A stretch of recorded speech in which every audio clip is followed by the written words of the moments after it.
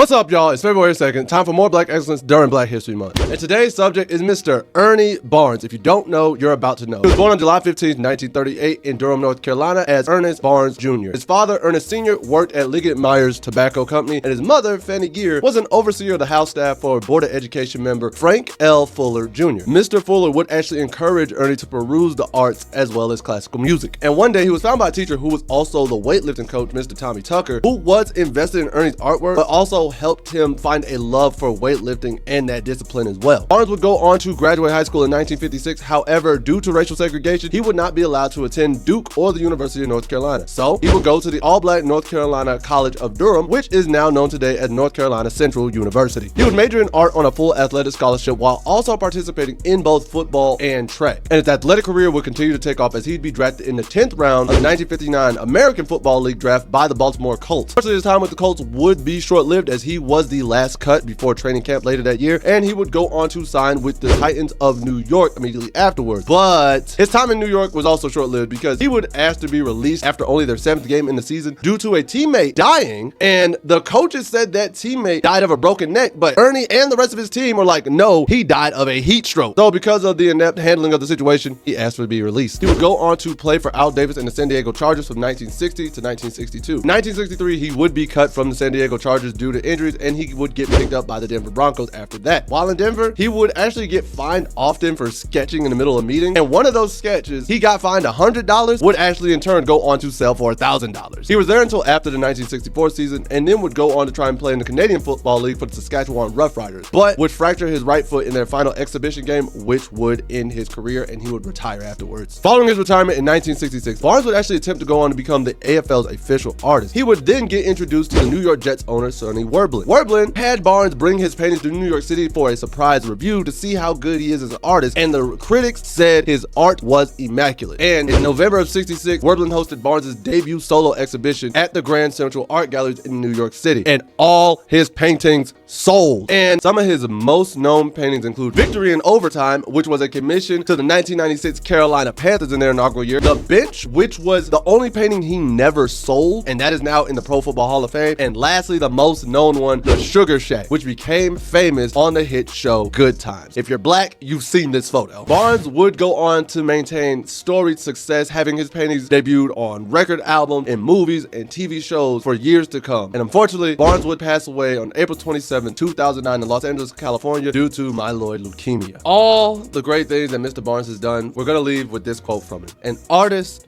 paints his own reality. Tune in tomorrow for more Black excellence during Black History Month. Peace, y'all.